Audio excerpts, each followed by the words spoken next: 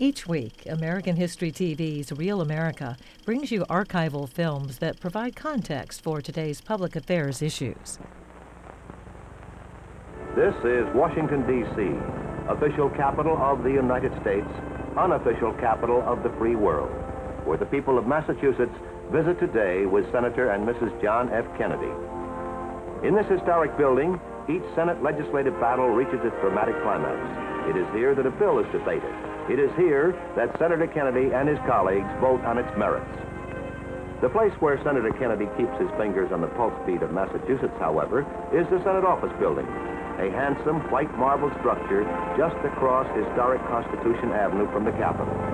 Here, most committees, all senators, and the Vice President of the United States maintain their actual working headquarters. It is here that scores of Massachusetts visitors and hundreds of Massachusetts letters, telegrams, and telephone calls are received each day in Senator Kennedy's bustling office. Senator Kennedy, could I ask you a few questions? Oh, yes, surely, girls. If you'll excuse me. Senator, won't you tell us about some of the interesting objects surrounding you here? Yes, I'd be glad to. This, of course, is a picture of my wife, Jackie, and my daughter, Caroline. Up here we have a picture of former President Truman and a letter from him. And then here we have a picture of former President Hoover. I was chairman of the Subcommittee on Reorganization, which considered all the Hoover Commission recommendations. We passed about 30 of them in the Senate, and he expressed his appreciation, as I believe it's done a good deal for economy. This is a model of a PT boat on which I served, PT 109, on which I served during the war. And of course, this is the Democratic donkey. What about that coconut on your desk? That's a rather interesting object. Well, our PT boat was sunk by a Japanese destroyer, and we found a native and gave him a coconut, which he took through the lines and wrote a message on it. The boats came and picked us up about 10 days later, and I put the coconut in plastic and have kept it as a memento of more unpleasant days.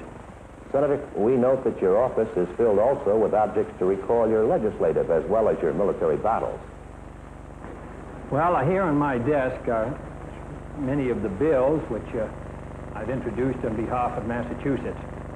Of course, on many of them, I've had the close cooperation of my senior colleague, Senator Saltonstall. To illustrate another area in which Senator Kennedy has attempted to preserve the historic concepts of this nation and look after the interests of individuals, let's talk with Salvatore Tusa of Medford, Massachusetts. Mr. Tusa's niece will translate. I am Mrs. Ruvito, Mr. Tusa's niece. My uncle said he came into this country in 1955, but was not able to take his family with him.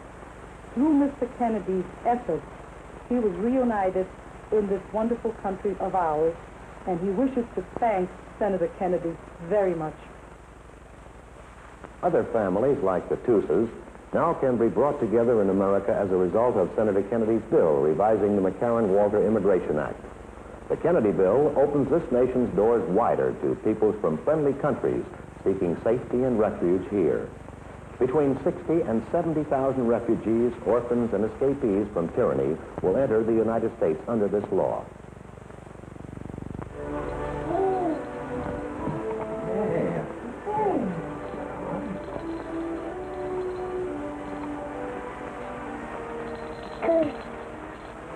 Pleasure to have you here, and I want you to meet my daughter Caroline and my wife Jackie.